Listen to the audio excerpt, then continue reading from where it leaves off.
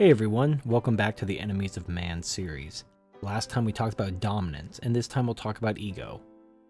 Now, if you understand dominance, you effectively understand male nature. Just like if you understand hypergamy, you understand female nature. Hypergamy and dominance play hand in hand. They allow the species, the human race, to acquire resources in order to provide for offspring. They're a vital part of survival and reproduction. Now, you can argue that in today's modern world, these instincts are no longer needed, but this is effectively the operating system we're running on. Now, while we're moving on from dominance, you have to understand how central dominance is to male nature.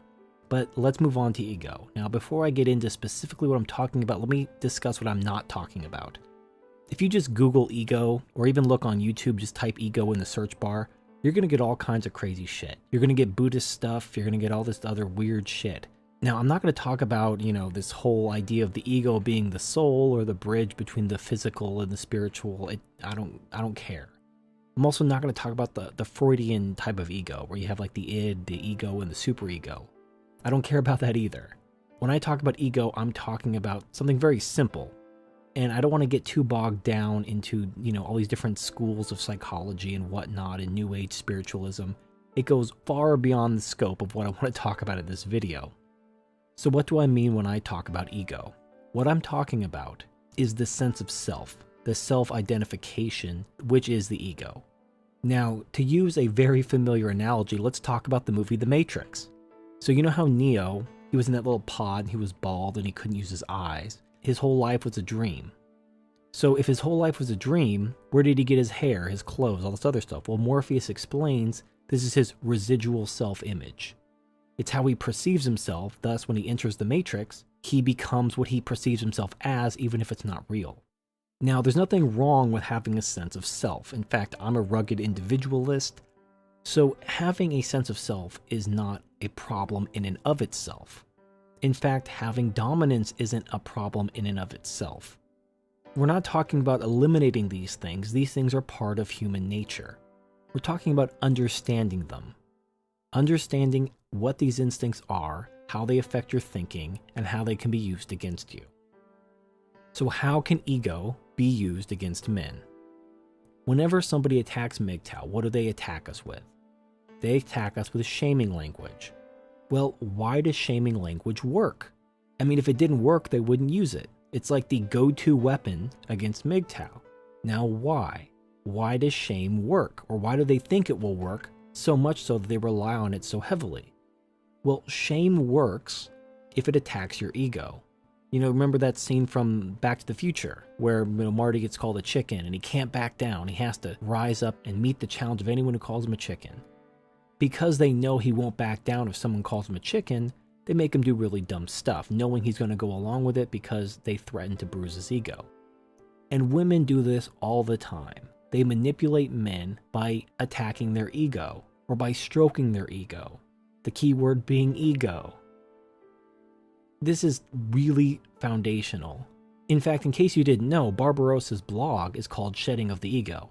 Now, I don't know if his definition of ego exactly fits my definition of ego. We may have slightly different definitions, but I assume we're mostly on the same page with this. Women attack men using the ego, both positively and negatively. They stroke a man's ego to manipulate him one way, or they attack a man's ego to manipulate him another way. And the only way to become immune to these shaming tactics, or guilt, or whatever manipulations that people use against men, you have to learn to recognize your ego, or as Barbarossa might say, shed the ego. Again, I'm not talking about shedding your sense of self. I'm just talking about shedding the ability of people to manipulate you using your ego. Now, how is this done? Well, you have to understand the importance of internal validation versus external validation. So your sense of self, if you have an external sense of validation, you're going to seek validation from whatever gives you validation. I know I said validation a lot in that sentence. What is the difference between a pussy-worshipping simp and a MGTOW? Well, quite simply, the MGTOW does not give a shit about female validation.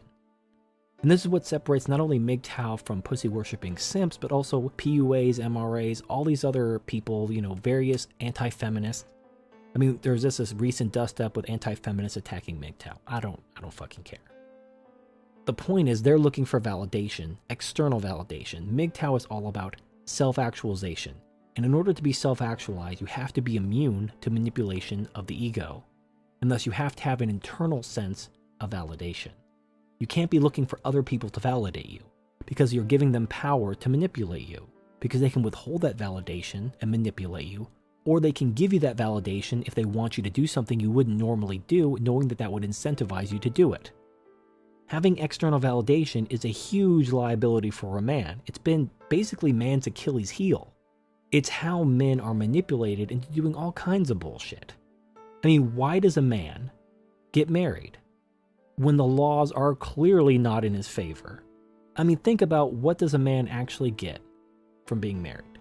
Nothing. Nothing. And what does he assume? He assumes all kinds of risks. He basically guarantees his wife access to his resources for the rest of her life. Even if she leaves, she can get divorced with him, in a few years, she still gets his money. What does he get in exchange for that? She might have sex with him once in a while. That's it. Some sex once in a while.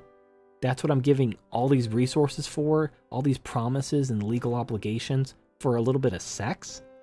If that's all it was, I mean, no man in his right mind, if you just put a man, on a desert island with no society, no man would assume that kind of legal obligation. So why do men do it all the time? I mean, I understand the numbers are dwindling, but men still get married, even with their eyes open, understanding the bullshit. They do this mostly because they're manipulated by expectations on them from society. Their parents or their culture or whatever tell them, you want to be a good man, you need to go get married, you need to go do this. This is what good men do. And because they want that external validation, because they value the approval not just of women, but of society at large, they allow themselves to be manipulated. They make these terrible deals. They do things which are clearly not in their interest. And then when the man realizes he was completely had, that he was lied to and manipulated by a society which didn't give a shit about him at all, which goaded him into taking on these responsibilities for no benefit, what is a man to do? It's too late. So we warn men, as a MGTOW community, we warn men about this. And of course we're attacked, using the weapons of shame and guilt. Being told we're all a bunch of fat neck-bearded virgins who just had a bad experience and has mommy issues. Now we make a mistake as a community when we simply assume that these men are trying to get laid.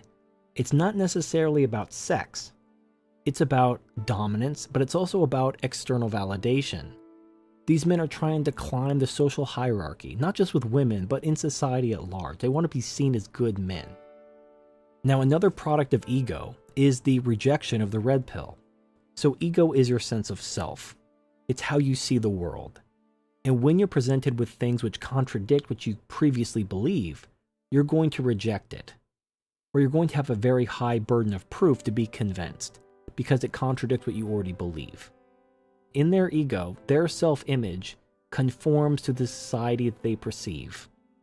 Ego is the enemy of man because it does two things. It allows men to be manipulated by trying to conform to the external validation of not only women but society. In a gynocentric society, the validation of women and the validation of society are one and the same, because it's all about serving women. You're a good man if you serve women. In fact, just think of all the movies and TV shows of men sacrificing their lives for women, even undeserving women.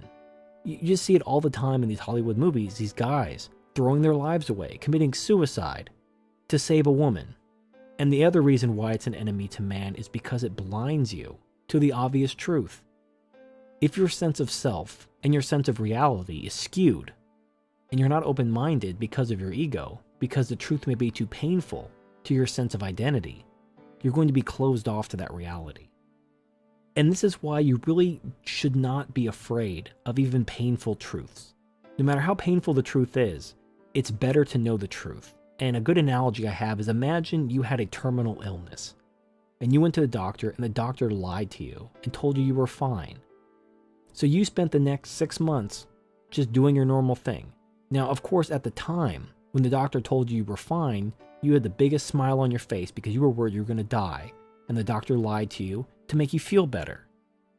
But 6 months later, when you're dying in a hospital bed, you're going to curse that doctor because you could have used that 6 months. If you knew you were dying, you could have at least enjoyed that 6 months. But because you were lied to, you wasted that 6 months. And now you're lying in a hospital bed dying and you have no more time left. You can't go back in time and spend that 6 months differently. Now it's too late. Now, let's go back. If the doctor told you the truth, told you you had a year to live, and to spend the next 6 months as if it were your last, because it is. I mean, it would be tough. You'd probably cry. You'd be very angry. You may even take it out on the doctor for telling you the truth. But after a while, you'd come to grips with it. You'd accept it. And hopefully you'd make the most of that 6 months before the illness took you. And that's what the red pill is. Your ego tells you to fulfill the vision that's been presented for you of a good man, of a, whatever.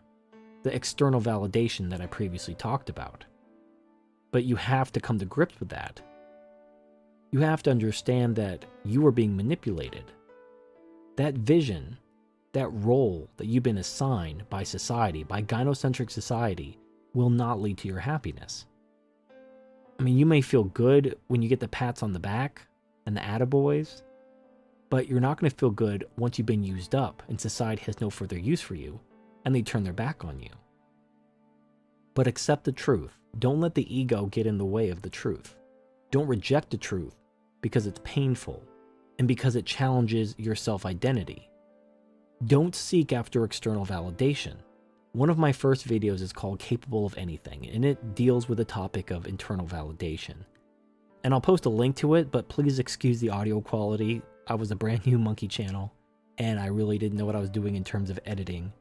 But check out the video. So that's about all I have to say right now as it pertains to ego. I might do a follow-up video based on the comments, so I look forward to talking to you then. Thank you for watching, and I'll see you next time.